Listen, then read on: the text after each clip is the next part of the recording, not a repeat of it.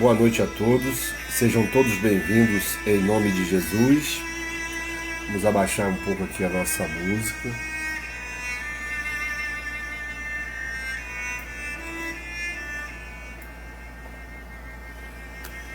Saúdo a todos na paz de Jesus.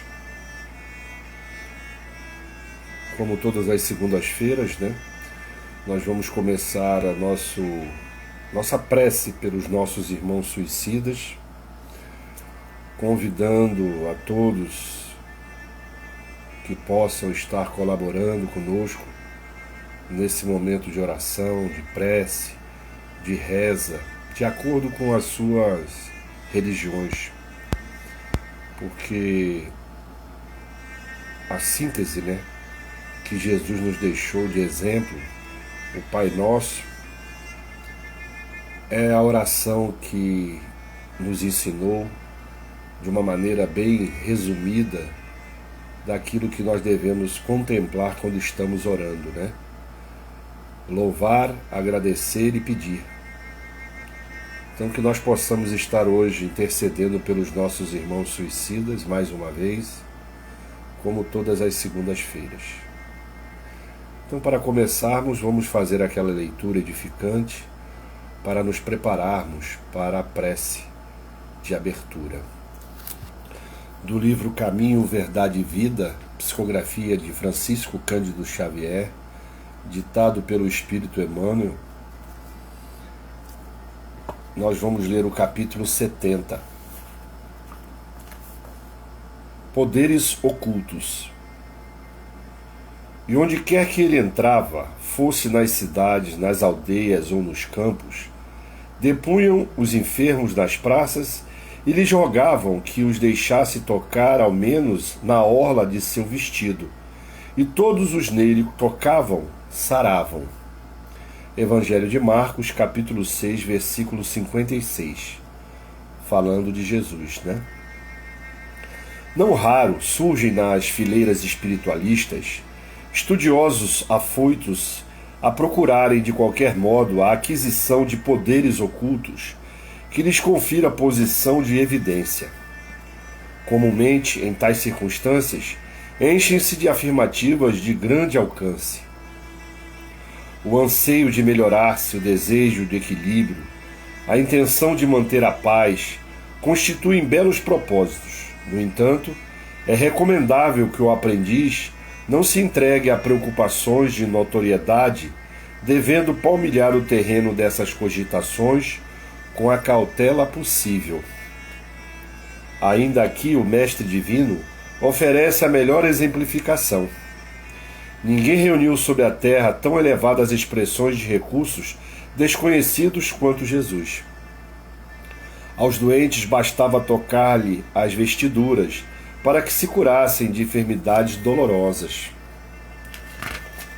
Suas mãos devolviam o movimento aos paralíticos, a visão aos cegos.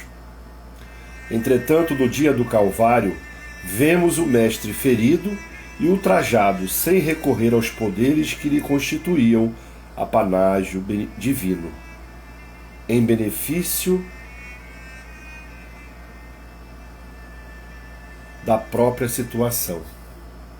Havendo cumprido a lei sublime do amor, no serviço do Pai, entregou-se à sua vontade, tratando-se dos interesses de si mesmo. A lição do Senhor é bastante significativa.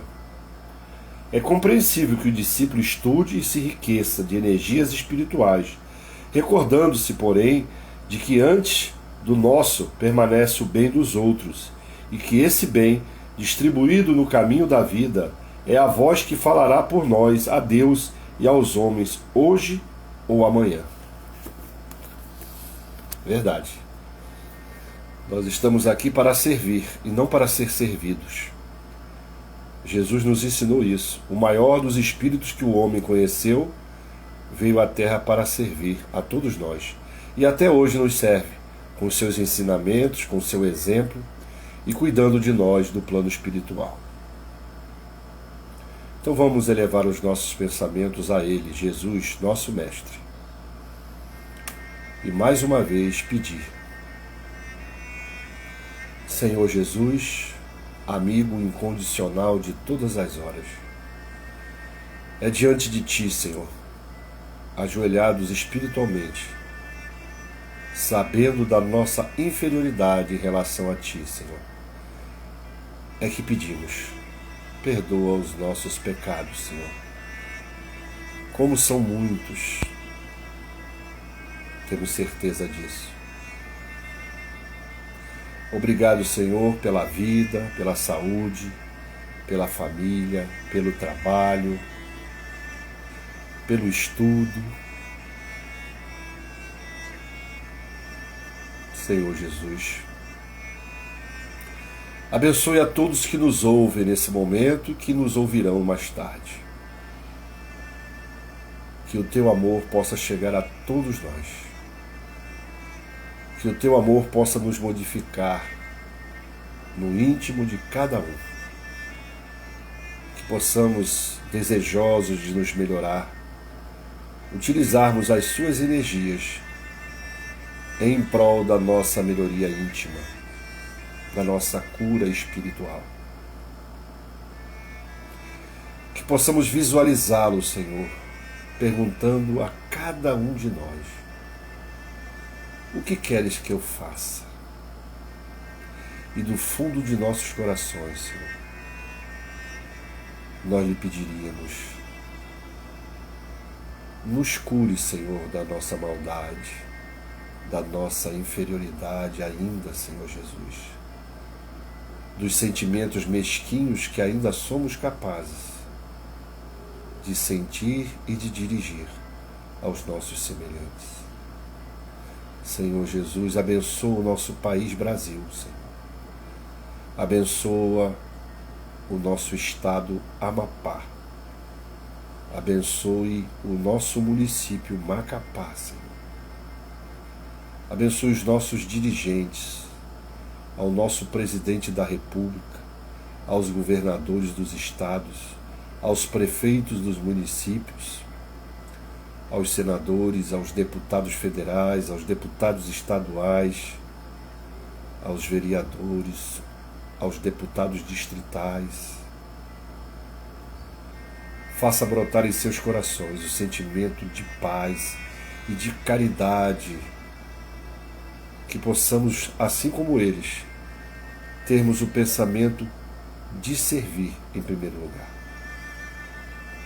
Senhor Jesus, ampara todos os nossos irmãos suicidas. Abençoe a cada um deles. Senhor, interceda por aqueles que estão idealizando o suicídio. Abençoe aqueles que estão em depressão.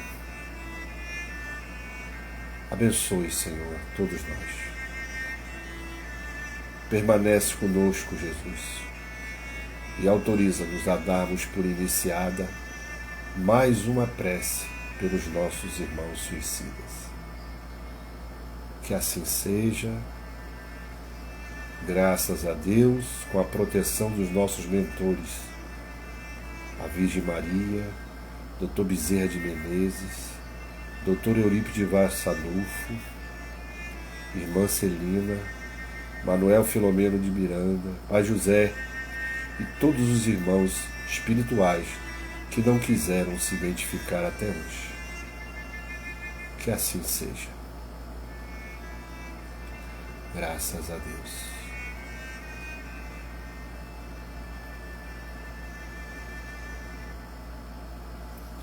Sejam bem-vindos, meus irmãos. Muito obrigado o apoio, por estarmos juntos nesse momento, ao vivo, para nos auxiliarem nesse trabalho. Um trabalho de intercessão aos nossos irmãos suicidas é um trabalho que não é fácil, mas que nós estamos, com a ajuda dos bons espíritos e com a ajuda dos irmãos que nos auxiliam nesse momento, através de seus pensamentos, das suas preces, continuar nessa luta, nesse trabalho. Vamos fazer uma leitura agora do Evangelho segundo o Espiritismo. para que possamos entrar em sintonia com o amor do Cristo mais uma vez. Vamos ver o que os bons espíritos nos reservaram para a leitura dessa noite.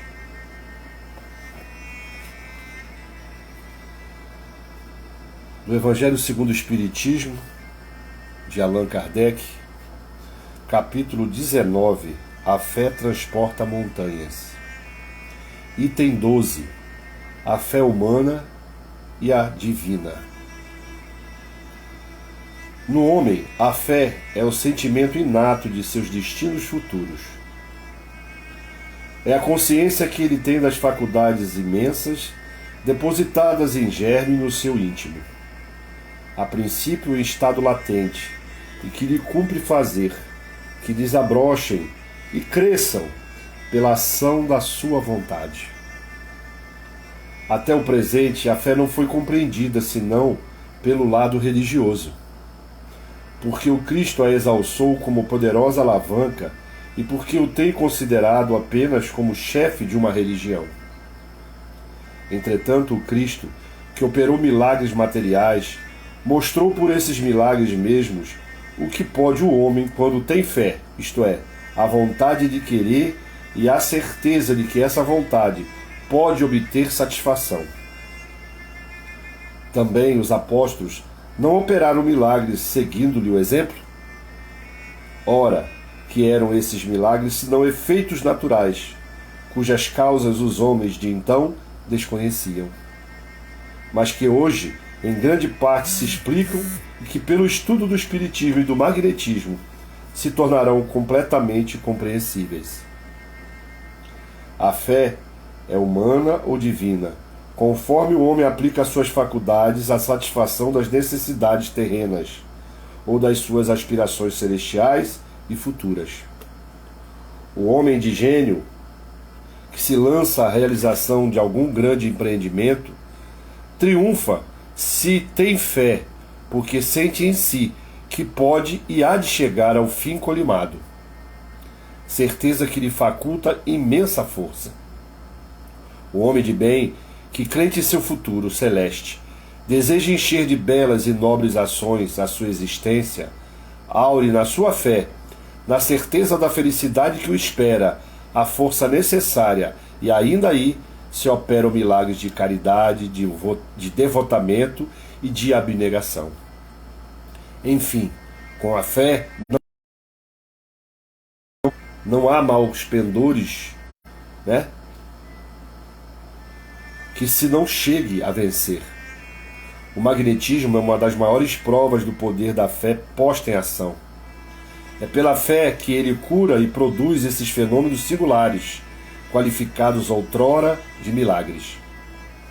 Repito, a fé é humana e divina. Se todos os encarnados se achassem bem persuadidos da força que em si trazem, e se quisessem pôr a vontade a serviço dessa força, seriam capazes de realizar o a que até hoje eles chamaram prodígios e que, no entanto, não passa de um desenvolvimento das faculdades humanas. Um espírito protetor. Paris, 1863. Nós vamos aprender com Jesus. Ele mesmo previu que nós seríamos capazes de fazer o que ele fez e muito mais, prevendo que um dia nós alcançaríamos o desenvolvimento espiritual tamanho que poderíamos curar os nossos semelhantes e a nós mesmos. Nós vamos ver na vida de Francisco Cândido Xavier várias oportunidades de exemplo dessa fé que ele tinha na cura dos obsessores, na cura dos obsidiados, na cura dos doentes do espírito, quando ele empregava a sua vontade na fluidificação das águas. Ontem mesmo eu já estava assistindo uma palestra da Ana Guimarães sobre justamente o poder de magnetismo de Chico Xavier. quando lhe serviu um café numa reunião, a primeira vez que ela foi encontrar com o Chico. Ele serve um café e serve a outras pessoas, mas o dela, ela bebeu aquela xícara como se fosse perfume. Ela não sentia o gosto do café, mas ela sentiu o perfume até descer ardendo por sua garganta. E ela ficou vários dias com as pessoas sentindo aquele perfume exalando dela. Na viagem de volta, os companheiros que foram com elas até Uberaba reclamavam daquele perfume muito forte dentro do veículo que eles estavam.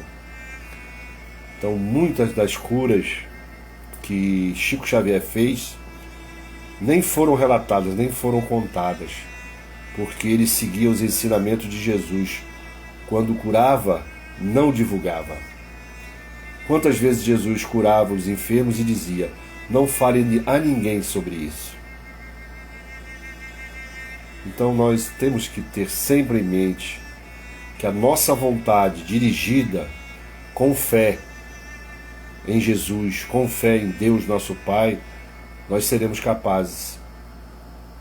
Quantas vezes a gente não vê as benzedeiras, né, curando o mal-olhado? Vemos a mãe quando passa a mão na cabeça de um filho, de um ferimento, que esse relata que sentiu alívio, porque o amor daquela mãe, a vontade de que o filho ficasse bom, de que ele não sentisse dor, muitas das vezes fez com que aquele objetivo fosse alcançado. São leis que um dia nós entenderemos. São leis espirituais, leis divinas, que nós um dia dominaremos e compreenderemos quando chegarmos ao nível espiritual suficiente para que o poder de Deus saia de nós também. Jesus é modelo, está escrito no Livro dos Espíritos. É o nosso modelo, espírito mais perfeito que Deus permitiu ao homem conhecer. O que é um modelo? É um exemplo a ser seguido.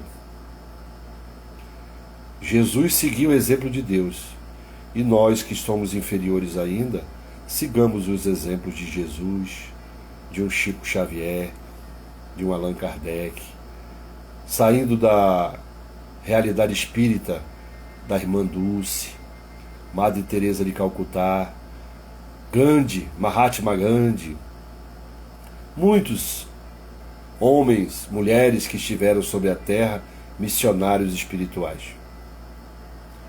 Então, nesse sentimento de que nós podemos, com a nossa força do pensamento, com a nossa fé em Deus, curar, vamos elevar os nossos pensamentos a Jesus e interceder pelos nossos irmãos suicidas, mas com força dos nossos corações.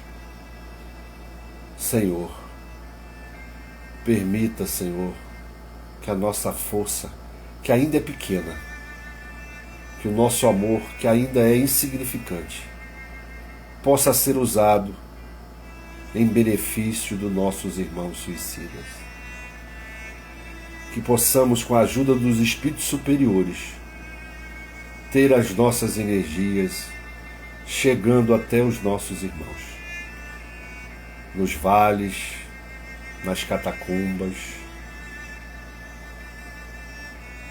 nas crateras vulcânicas, onde existir um espírito que tenha saído da Terra através da porta falsa do suicídio, possam receber esses eflúvios emanados da nossa mente e dos nossos corações.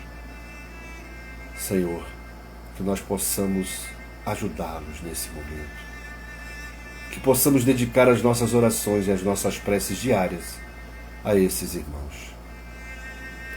É isso que nós te pedimos do fundo de nossos corações. Também, Senhor, que possamos doar as nossas energias para que possam ser utilizadas nos hospitais, tanto material como espirituais, nos lares onde estão os enfermos que não tiveram condições de buscar o auxílio do médico, que também possa essa energia fazer a diferença em cada lar, Senhor Jesus. É isso que nós te pedimos, do fundo da nossa alma. E te pedimos, Senhor, a autorização para darmos por encerrado mais uma prece pelos nossos irmãos suicidas. Que assim seja. Graças a Deus. Graças a Deus.